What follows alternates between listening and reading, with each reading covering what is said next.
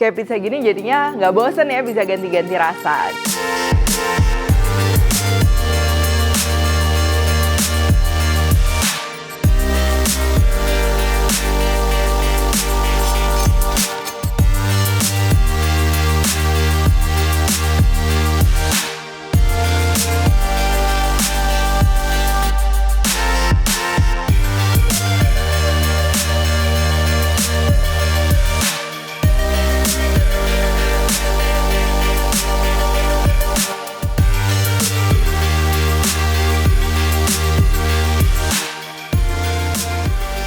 Hai semua, buku keduaku sudah terbit ya. Kalian bisa dapatkan secara online atau di toko buku seluruh Indonesia. Jangan sampai kehabisan. Halo, welcome back to my channel, Devina Hermawan. Hari ini kita akan bikin martabak manis. Aku udah pernah share waktu itu martabak manis. Ini adonannya resepnya sama karena memang ini yang udah pas, yang udah aku tes.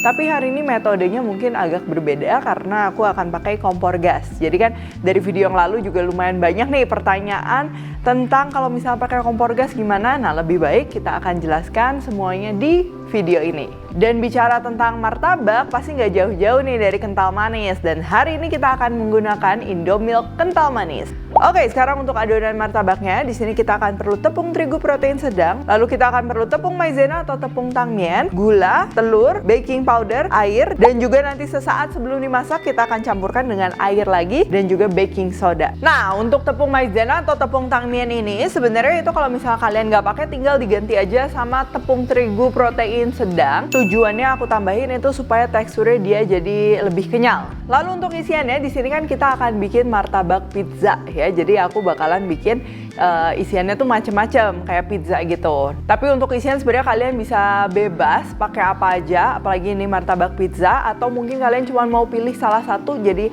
martabak manis biasa juga itu nggak apa-apa. Dan hari ini aku akan bikin 6 rasa ya. Base-nya udah pasti, nanti kita akan pakai mentega atau margarin, lalu juga ada kental manis. Di sini aku gunakan Indomilk kental manis putih dan juga Indomilk kental manis coklat. Untuk sisanya itu boleh kalian pilih. Yang pertama ini aku akan bikin yang susu keju. Yang kedua ini aku akan bikin rasa triple coklat. Yang ketiga coklat kacang mede.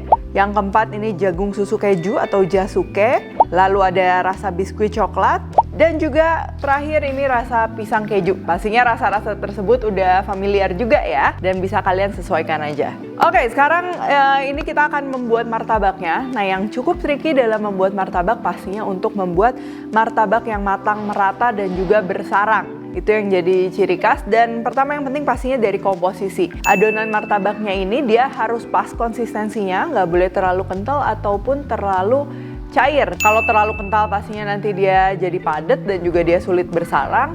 Begitupun juga kalau terlalu cair ya, nanti kalau terlalu cair dia malah jadi kayak kue. Selain komposisi dan juga konsistensi, ini waktu pertama kita akan ngaduk adonannya juga ini penting ya. Pertama kita akan campur dulu terigu, tepung maizena, gula, lalu masukin air dan ini kita akan aduk ya. Ini diaduk sampai benar-benar menyatu atau mungkin kita bisa bilang kalis ya, walaupun kurang tepat itu istilahnya. Yang penting ini kita akan mendevelop glutennya dan semuanya tuh tercampur dengan rata. Ini aku gunakan mixer kurang lebih 6-7 menit di kecepatan medium high ya. Cuman kalau kalian pakai tangan juga boleh. Cuman pastikan semuanya benar-benar menyatu dengan waktu yang sama ya, diaduk aja. Dan kalau kalian mau lebih yakin mungkin bisa pakai timer ya daripada dikira-kira. Terus kalau udah seperti ini kita akan masukkan telur dan juga baking powder. Lalu kita aduk lagi sebentar aja kalau ini.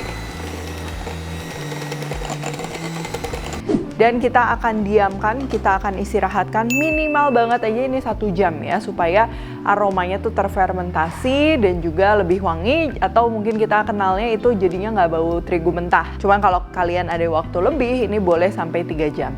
Ini aku udah diamkan kurang lebih 3 jam dan pastinya aromanya juga lebih terfermentasi ya. Dan adonan sejumlah ini yang which is kita pakai resepnya tuh 1 telur, ini tuh kurang lebih bisa bikin 2 loyang ukurannya 22 cm. Nah, cuman kalau misalnya kalian mau pakai yang lebih besar, mungkin nanti akan jadinya lebih tipis. Cuman kalian juga jangan bikin yang terlalu tebal, karena menurutku semakin tebal, chance untuk bantetnya tuh nanti semakin tinggi ya. Nah, setelah bagi 2 kayak gini, ini kita harus panaskan panaskan dulu wajannya supaya siap pakai. Dan pemakaian wajan pastinya penting, dimana kalian juga pasti udah tahu ya, ada wajan yang emang khusus buat martabak. Itu tuh bahannya tebal, jadi dapat mendistribusikan panasnya secara merata, jadi bubble-nya atau gelembung-gelembung rongganya itu juga terbentuknya secara merata. Nah, di sini aku gunakan pan, non-stick pan ya, wajan anti lengket yang memang cukup tebal. Cuman kalau misalnya kalian menggunakan yang tipis, mungkin kita akan perlu plat seperti besi supaya nanti panas yang didistribusikan juga merata. Nah, jadi kebayang ya kalau misalnya wajannya itu tipis, misalnya apinya tuh hanya di bagian sini aja, nanti bakalan kelihatan gosongnya tuh hanya di bagian situ saja ya, karena emang kurang merata. Lalu untuk apinya ini aku akan gunakan api kecil seperti ini ya, dan seperti yang kalian lihat, biasa kompor rumahan tuh emang apinya cuma di tengah doang. Itu juga kenapa aku pakai ukuran wajannya tuh yang nggak gede-gede amat, supaya nanti emang apinya juga merata ya. Terus sekarang kita akan panaskan wajannya sampai panas. Kalau diciprat air tuh dia udah kayak gini. Karena kalau misalnya nggak panas, nanti dia gelembung-gelembungnya nggak akan kuat naik sampai atas. Jadinya bantet. Terus kalau udah, di adonan yang tadi, sesaat sebelum kita masak, kita akan campur sama baking soda dan juga air ya, supaya maksimal hasilnya. Selain itu juga perlu diperhatikan ya, baking soda yang dipakai ini masih dalam keadaan baik, tidak dibuka segelnya lebih dari 3 bulan. Nah, kalau udah kelamaan, biasanya tuh baking sodanya udah jadi lemah. Kalau kalian wajannya ada 2, mau sekaligus masukin semua, masaknya bareng-bareng itu juga boleh. Cuman kalau wajannya cuma 1, masukinnya satu-satu. Lalu kita akan masukin seluruh adonannya sambil pinggirannya diputer kayak gini ya, pelan-pelan ya. Terus kita akan biarkan dalam keadaan terbuka dulu seperti ini. Tuh, sampai gelembungnya kayak gini, dan harus sabar juga nungguin gelembungnya naik karena mungkin itu bakalan perlu waktu sekitar 2-3 menit sampai semua gelembungnya naik seperti ini. Terus kalau udah, kita akan tabur dengan gula pasir. Oh, gelembungnya juga sebagian yang belum pecah jadi pecah ya. Dan baru akan kita tutup di api kecil sampai matang. Biasa kalau gelembungnya udah naik ke atas itu nggak akan perlu waktu yang lama untuk adonannya tuh matang ya.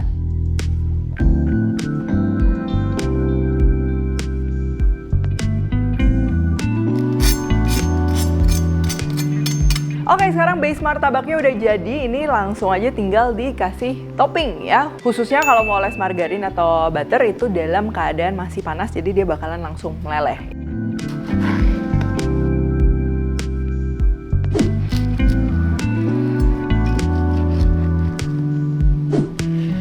Nah, kalau misalnya kalian belum berhasil, kalian bisa lihat dari bawah martabaknya.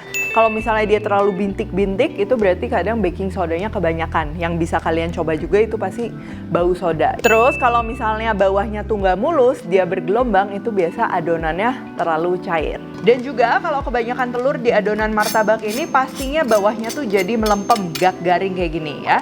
Oke, kalau udah dioles butter, sekarang kita akan tuangkan Indomilk kental manis.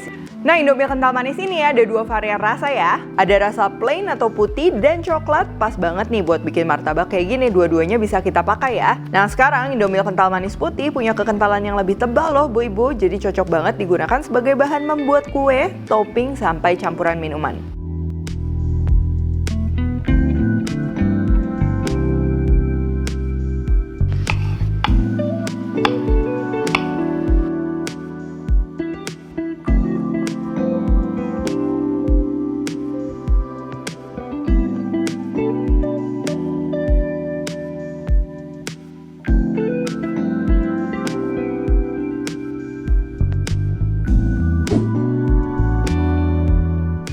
Untuk kacang medenya ini aku udah siapin yang dijadiin nougat karamel gitu ya. Kalian bisa langsung cek aja cara membuatnya, atau bisa juga kalian pakai kacang mede polos aja.